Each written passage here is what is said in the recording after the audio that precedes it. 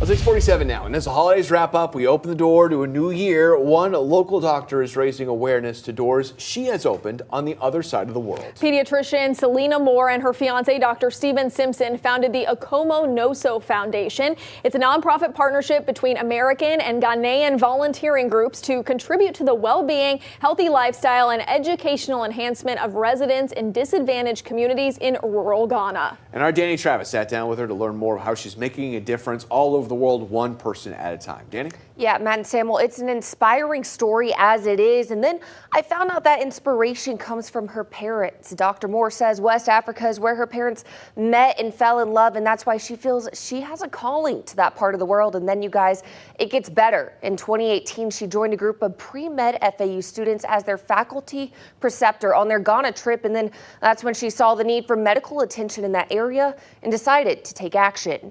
Dr. Moore has gone back to Ghana every year since, except for 2020 when COVID hit. For a full week, they set up an outdoor medical clinic to treat people from 5 rural villages. The team helps with preventative medical needs and tests and treats for malaria, which Moore says is a leading cause of death in children for that area. They also teach basic education for hygiene and how to treat basic illnesses. We want to more educate and empower the people of these villages so that they can make correct healthcare choices for themselves and their children. Because having a healthy childhood, as a pediatrician, right, having a healthy childhood can set you up for life. Our borders don't end right at our county line, right? We, as a humanity, can look farther away. And even though what's going on in rural Ghana does not impact our life day to day here, the ability to lift others up does help the world. They treat everyone from prenatal to senior citizens, seeing about 2,000 villages during their week-long visit each year. Dr. Moore's long-term goal would be to have a sustainable group of people to go to Ghana on a monthly basis.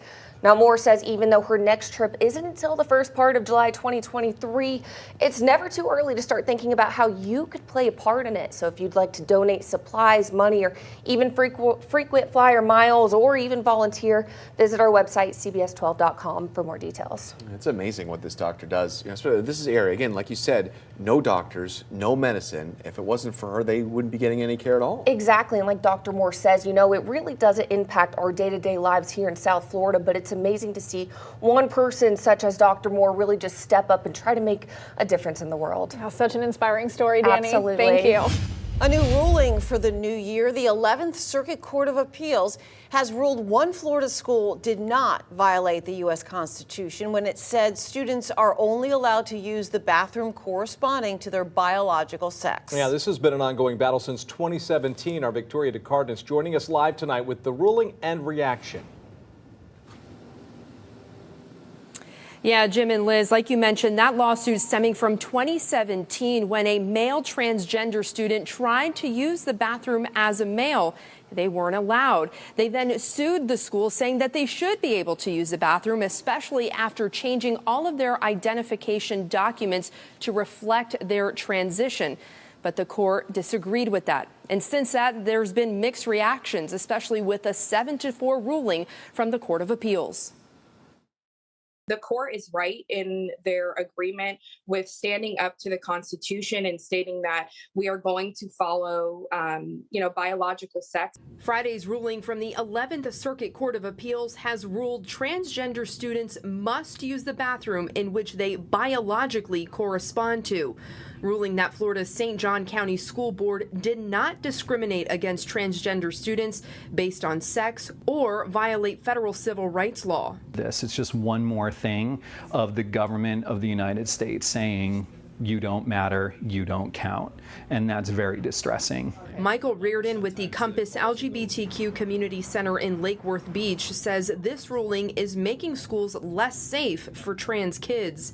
And mother-turned-advocate Angelique Contreras says safety is on her mind, too. I want what's best for our children. I want safety for girls and for them to have, their equal rights and opportunities. And the concurring opinions of the court, the school board at the center of this lawsuit does not accept updates to students' enrollment documents to conform with their gender identities, and noted that the school in question does offer gender-neutral bathrooms for students. Really, when you're saying to these kids that they can't be in the bathrooms that they identify with, that their gender truly is on the inside, you're really rejecting their experience and you're making it unsafe for them. In the dissenting opinion of the court, the district court found that if a transgender student initially enrolls with the documents listing the gender that matches the student's gender identity, the school board will accept the student as being of that gender.